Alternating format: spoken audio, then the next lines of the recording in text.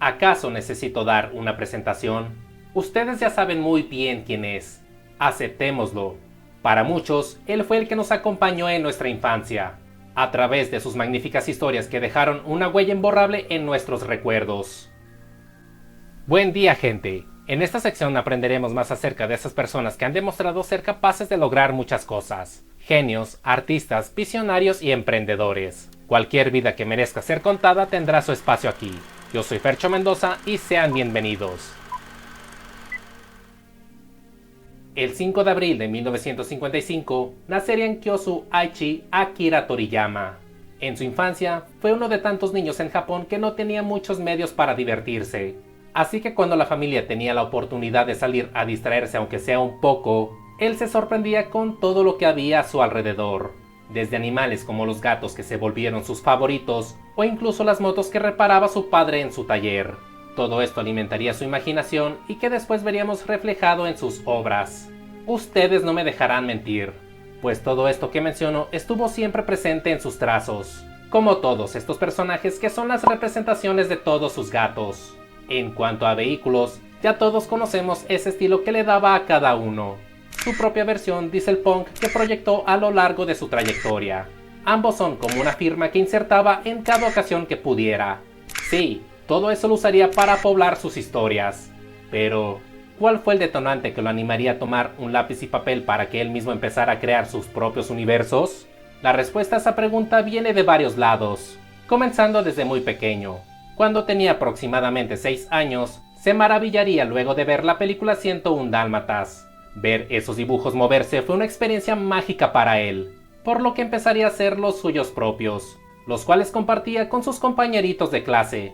Cuando visitó a uno de ellos a su casa, generaría un nuevo gusto, esta vez por los mangas al ver la colección del hermano mayor de este. En esas fechas también solía visitar a un vecino, con el que pasaba el rato frente a la televisión viendo Astro Boy. A partir de todo esto, el maestro hizo de dibujar su pasatiempo.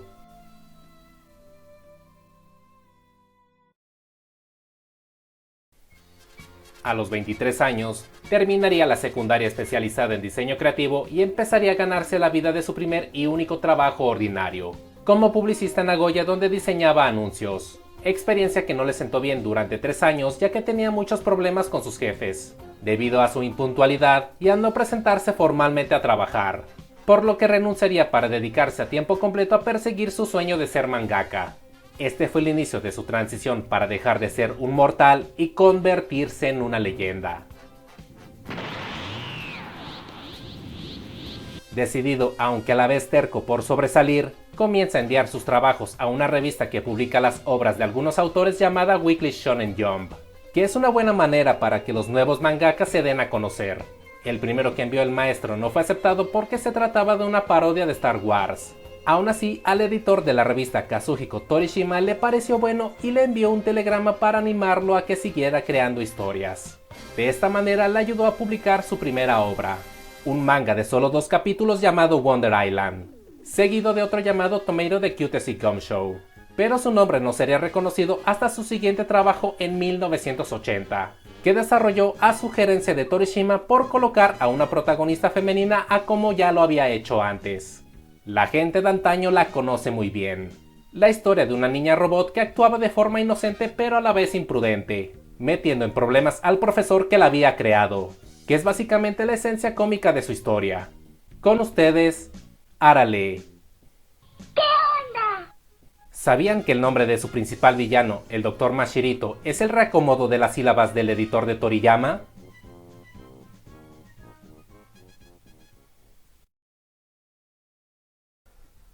Tres años después, el maestro sentaría las bases de su magna obra. Torishima ya había notado en él su gusto por las artes marciales, por lo que le recomendó una vez más que hiciera una nueva historia basada en esto. Así que recordando las películas de Jackie Chan, aunado que tomó elementos de una novela china llamada Viaje al Oeste, publicaría Dragon Boy, que cuenta la historia de un niño empeñado a proteger a una princesa en su trayecto hacia el país de las flores. Debido al éxito que consiguió por este trabajo, Dragon Boy evolucionó hasta convertirse en el manga más conocido de la historia, y posterior anime que también gozaría de los elogios de todo el mundo. ese que logró que muchas personas empezaran a interesarse cada vez más en la animación japonesa, despejándose un poco de su contraparte occidental, ofreciendo más seriedad en su trama pero sin perder el toque humorístico. Ustedes ya saben a qué obra me refiero. Damas y caballeros, así fue como surgió Dragon Ball.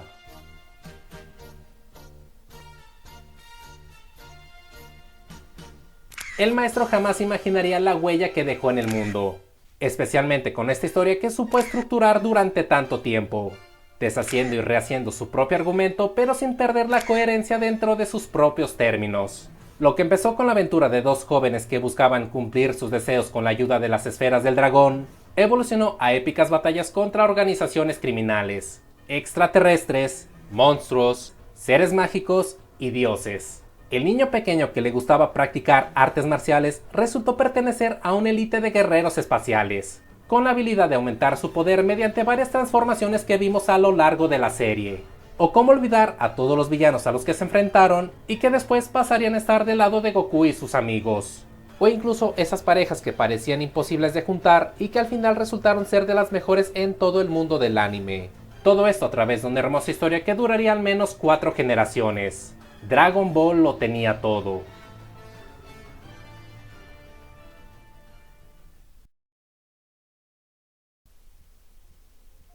Pasarían los años y el maestro se ganaría la fama y la aceptación del público. Incluso incursionó en otros proyectos como en los videojuegos, donde daría forma a los personajes de algunos títulos como Dragon Quest, Chrono Trigger, Tobal y Blue Dragon.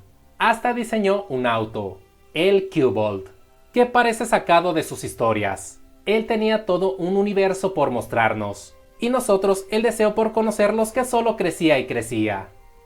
Pero hay que aceptar que la vida es efímera. Su presencia en este plano tenía que llegar a su fin. Producto de un estilo de vida poco cuidadoso, su salud decayó. Muchos padecimientos tuvo hasta el final de sus días, incluido un tumor cerebral al que debía ser sometido a cirugía. Por lo que el 1 de marzo del 2024, el maestro fallecería a los 68 años, debido a un sangrado en la parte interna de su cabeza. La noticia no se esparció hasta una semana después, el 8 de marzo. Esto para respetar el pesar de sus familiares y gente cercana, que solo querían un funeral tradicional, y sin la intervención de los noticieros que expongan su pérdida. Cuando al final se supo de su partida, todo el mundo, y me atrevo a decir que es literal, lamentó que el hombre que le había regalado una de las mejores historias para la infancia de muchos ya no estuviera más con nosotros. Atrás dejó a una esposa, un hijo y una hija. ¿Fue triste? Sí, pero también fue algo mágico. Porque no se tiene registro en toda la historia de la humanidad que tantas personas le hicieran tantos homenajes a una sola persona. Nunca antes una misma obra había inspirado a tanta gente de diferentes edades, además de otros autores de distintas épocas que mostraron sus respetos, pues es de sabios reconocer que hay mejores. Otros grandes mangakas elogiaron su trabajo al unísono, argumentando que lo que ellos querían era que sus propias obras fueran tan grandiosas como la de él. Tan solo por decir un ejemplo, Eiichiro Oda y Masashi Kishimoto, los creadores de One Piece y Naruto respectivamente, lo admiraban desde pequeños. Es como ver a dos gigantes que se inclinan ante un titán, como si se tratara de dos niños pequeños que ven boquiabiertos a su héroe favorito. Y eso, gente, ya es decir mucho.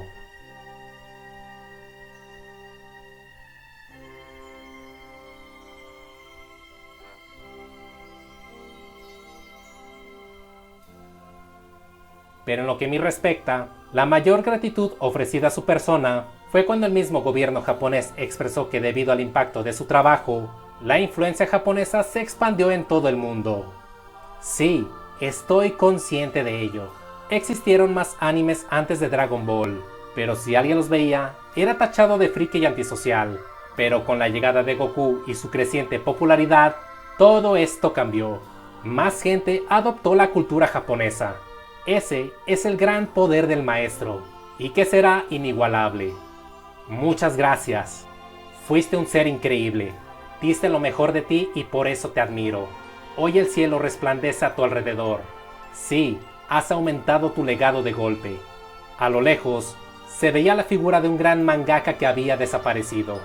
Su nombre era Akira Toriyama.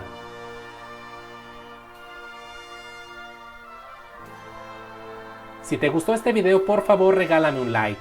Les agradecería mucho si lo comparten. Mientras tanto me despido. Yo soy Fercho Mendoza y que pasen un buen día.